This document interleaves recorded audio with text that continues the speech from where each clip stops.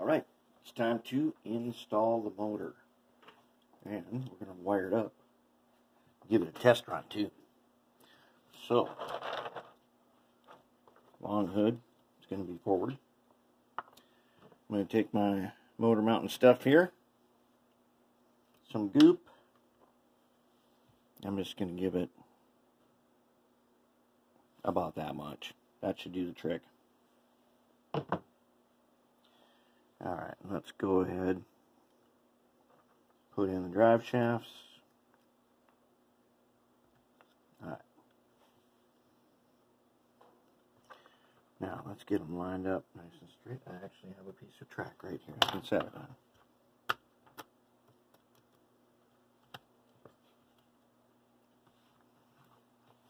Okay, set on the track. Keeps kind of trucks in line. Check for some. See if we've got back and forth, basically headroom inside the drive shafts. And we do.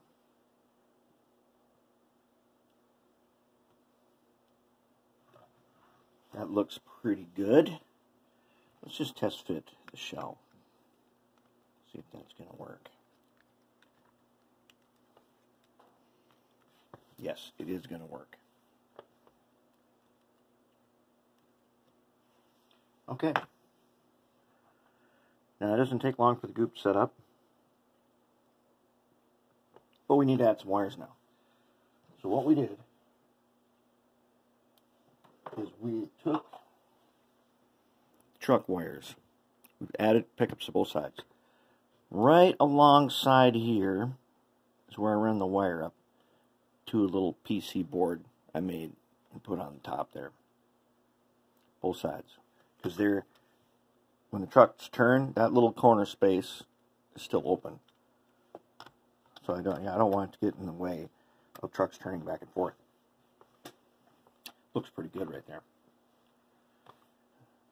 We've got a nice big PC board here because I'm thinking that we need a nice bright yellow headlight for this, don't we?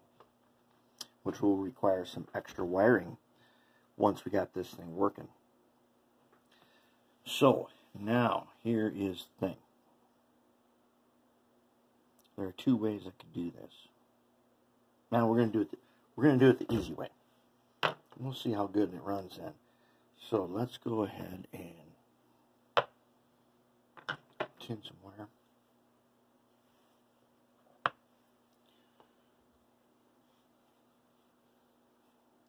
Got a good twist on there. Yep. Tin that one.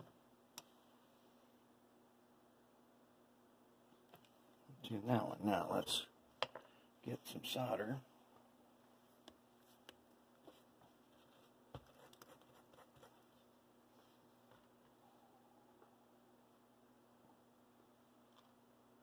Let's see. You can't really see what I'm doing here.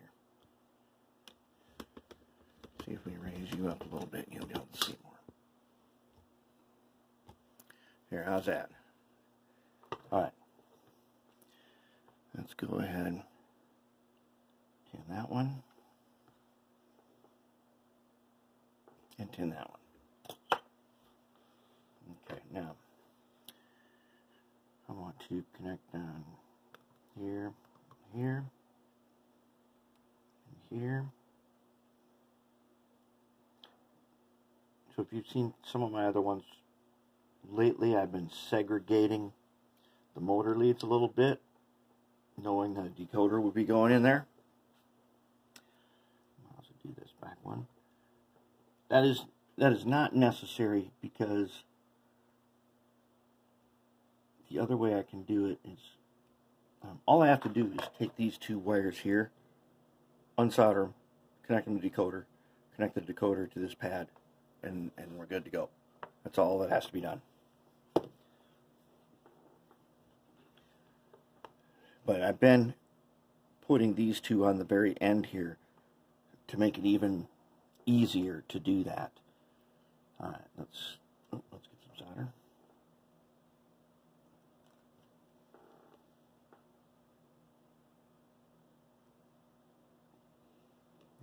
good one. Yep, got that one.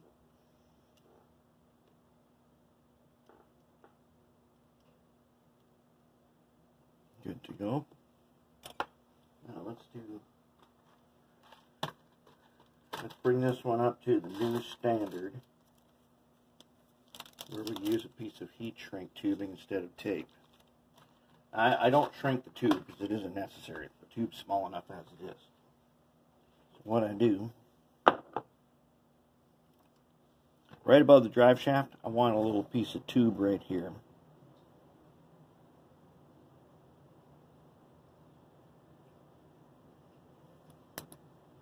I want a piece of tube right there so that the wires cannot get caught in the drive shaft.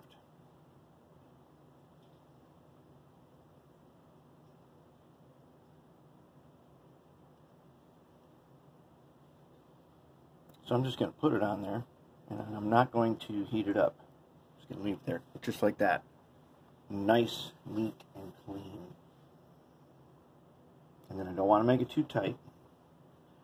So let's go ahead and cut you off right about there. That's good. And then we can go ahead and pinch. Give it a pinch. Let's give it a twist.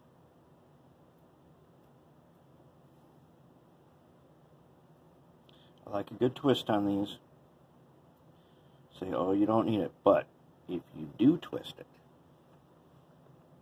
you'll be able to bend it into an L, which turns out is a very useful property to have. You can get some nice, cleaner soldering connections with less excess wire around. Okay. So let's go ahead. Let's take our black wire.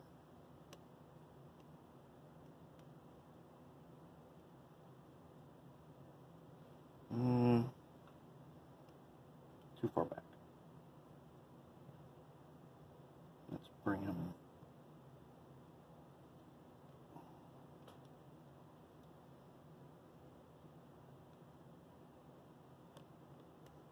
Oops. Let's try that again.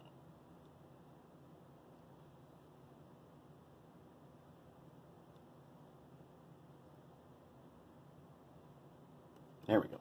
That's what we like.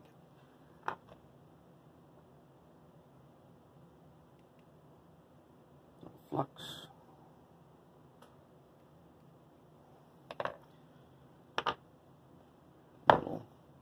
Little bit of solder.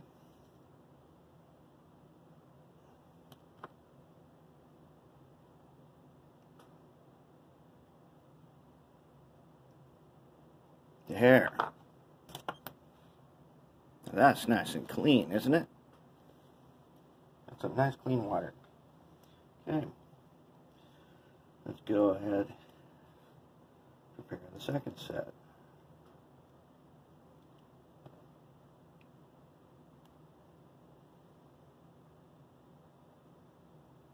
Alright, let's get some flux. Okay. A little bit for that one. Notice I'm not stripping back this wire very much. We use the flux, it'll flow down a ways into the insulation. On some types of wire, it will melt back the insulation. On this silicone, it doesn't melt it back too much.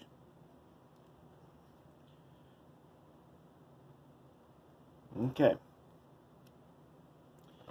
Let's go ahead. Now, flipping around, let's make sure that we do not flip our wiring around. We still need black wires to black wires, red wires to red wires, and I see a spot here. Okay.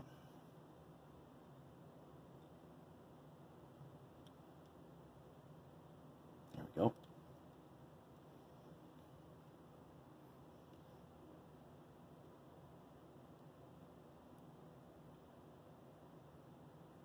Very nice.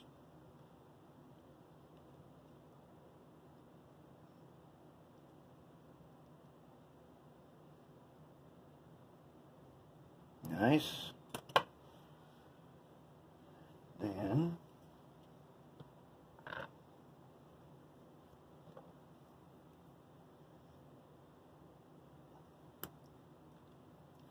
take a piece of our heat shrink.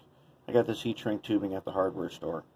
It costs like, I don't know, it's like $2 for a package of it.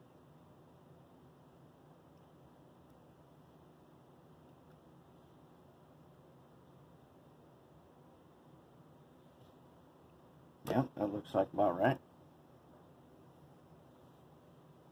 Let's trim them about right there. And let's go ahead and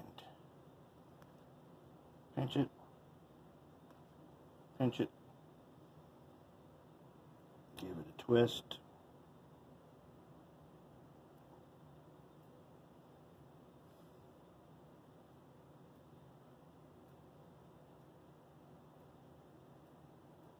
Good. Get a little flux already. A little bit for that one. A little bit for that one. Okay.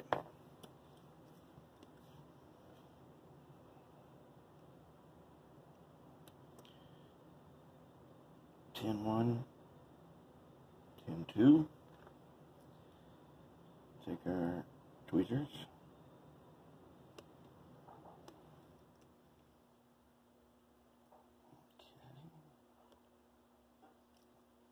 That's a good one.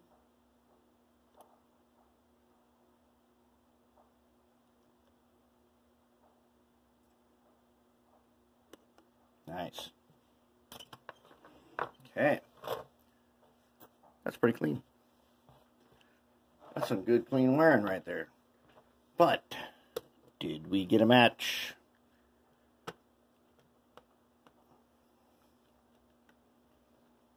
I did put the fuel tank weight back on.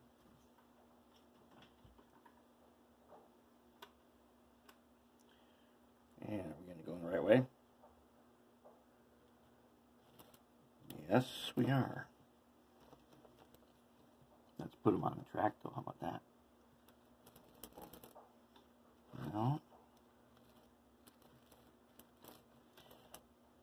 Remember, we have not touched these trucks yet. And that grease is not worked in at all.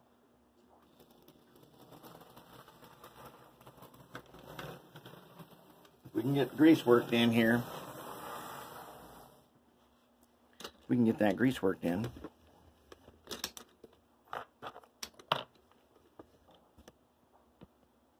We should have a very smooth runner here in a second. As soon as the grease gets all the way around, oh, it's already doing it.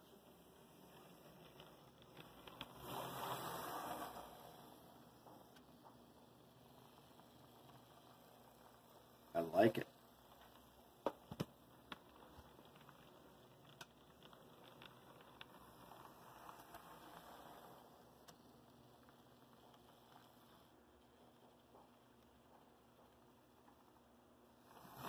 It broke in a little bit.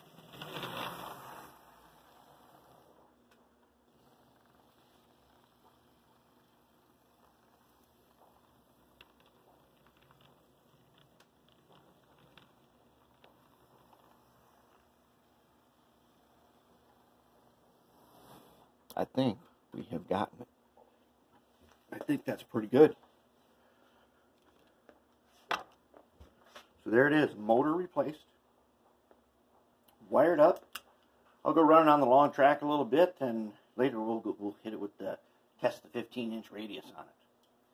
And so far so good. Looks really, really nice. That is an excellent example of a clean remotor.